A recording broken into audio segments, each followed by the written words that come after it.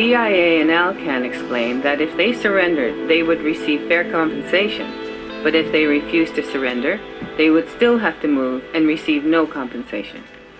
And the Indian agent told my people that if you're not going to move, then we're going to get the law to move you.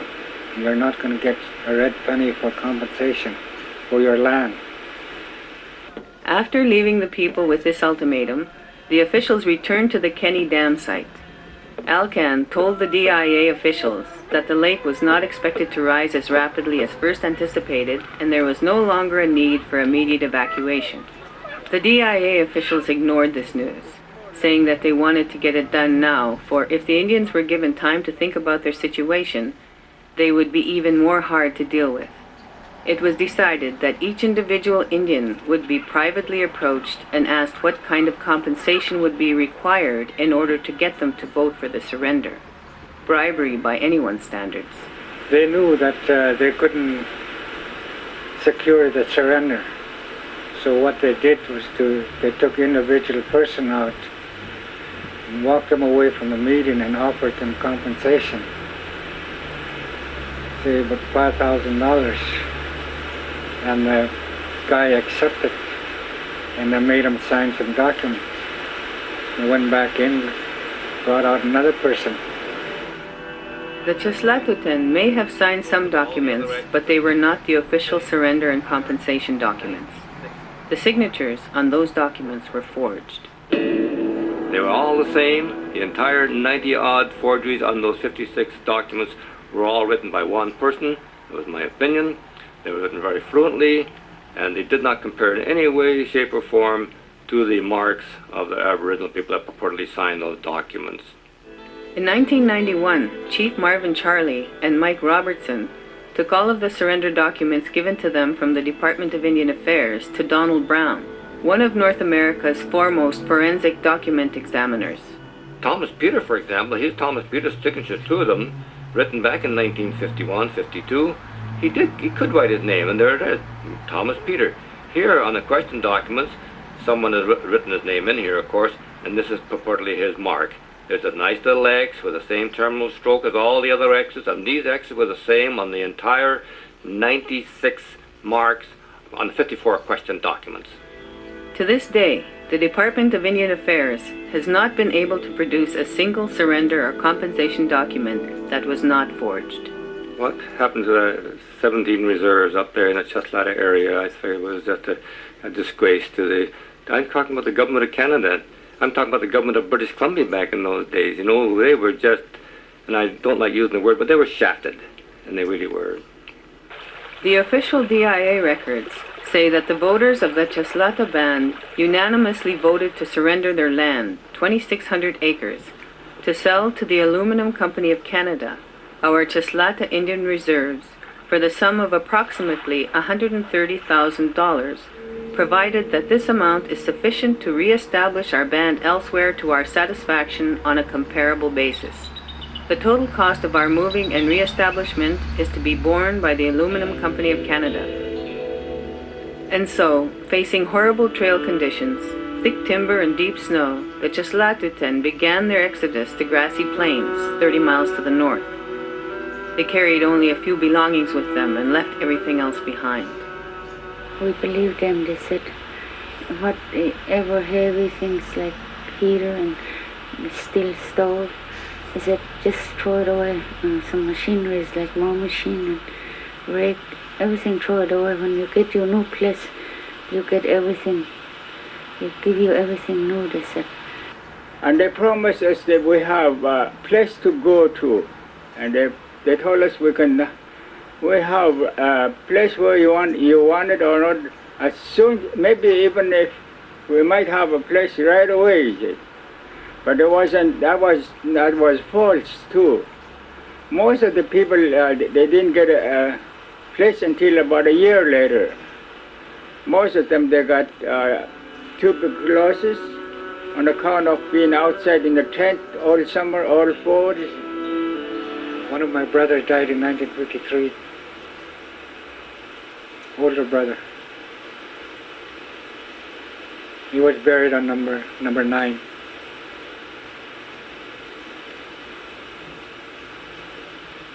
quite a few of my relatives died on TB. I was one of the victims who had TB.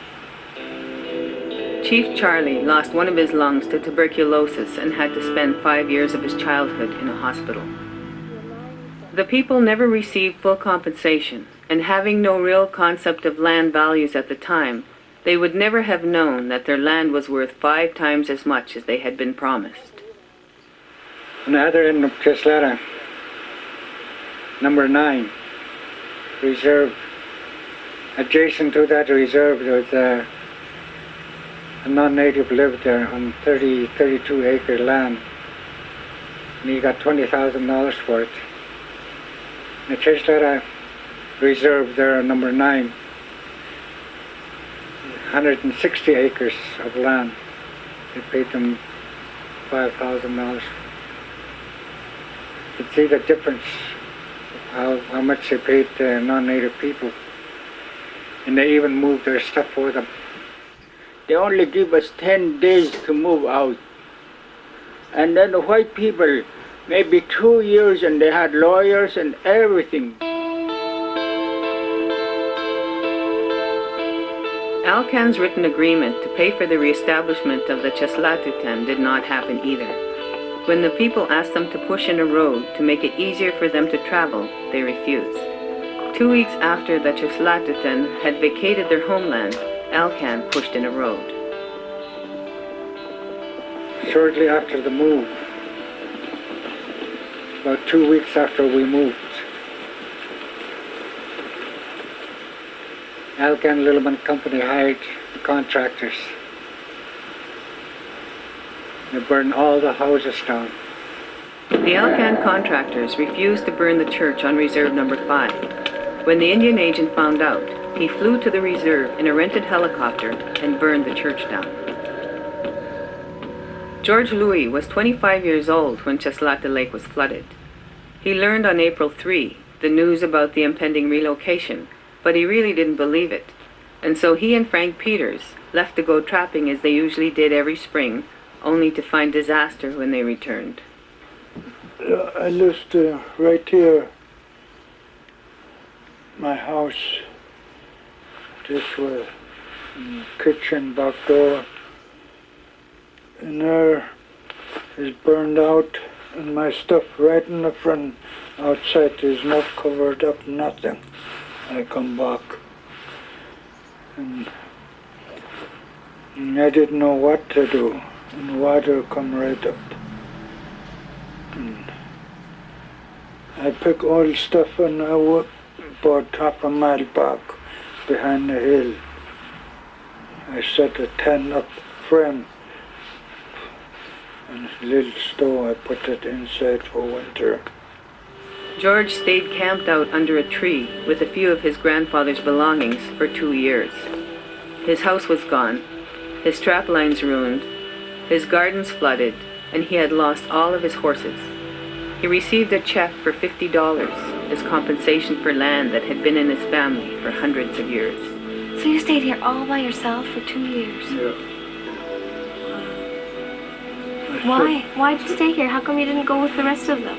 No, they didn't give me a government no money. $50, how far I could go, that $50. About 6 months after they were displaced, an Indian agent finally located some very poor parcels of land for the Cheslatta, who were for the most part still living in tents. It took over a year for the people to receive surrender compensation, and once they received that money, they were required to pay for their new land and the building of new homes, barns, and fences for livestock. They were now regulated on where to hunt and fish. Their own system of government, the potlatch, was illegal, and their own language was useless. There were no jobs for Indians. People who were not used to depression got depressed. People not used to liquor got drunk. Their highly organized culture, which had taken centuries to evolve, was gone. The Cheslatta were now wards of the state.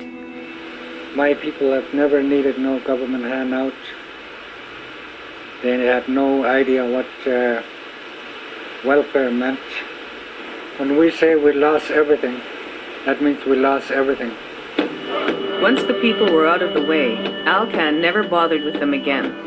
The Cheslatta were history, and Alcan was too busy making history to worry about a few Indians. By this time, they had dammed a river, run it backwards through a 10-mile tunnel in a mountain, dropped it down a man-made waterfall 16 times higher than Niagara Falls, built the Kemano powerhouse inside a mountain, then transmitted the power over the British Columbia wilderness to its gigantic aluminum smelter at Kitimat. And to take care of the excess water from the new Nechako Reservoir, they built a discharge outlet called the Skins Lake Spillway. In 1957, they released that water into the once tiny Cheslatta River, which cut a channel back to the Nechako. Huge torrents of water carried away mountains of dirt, trees, silt and debris, and deposited it into Cheslatta Lake. The 22-mile-long river is now an ugly scar on the earth. Alcan promised the Cheslatta people that a cemetery at Reserve Number 9 at the end of Cheslatta Lake would not be harmed. When the spillway opened, the entire cemetery was swept into the lake and the graves of their ancestors were inundated and destroyed. The graveyard up here about 2 kilometers. That one is all washed out here. Some of my relatives and my grandfather and my uncle, they're all out here someplace underneath that gravel. Coffins floating all over the place, grave houses floating all over the place. My elders came down to Cheslatta Lake, walking the shore, looking for the bodies of their loved ones, all through the summer, only finding one, and they reburied that.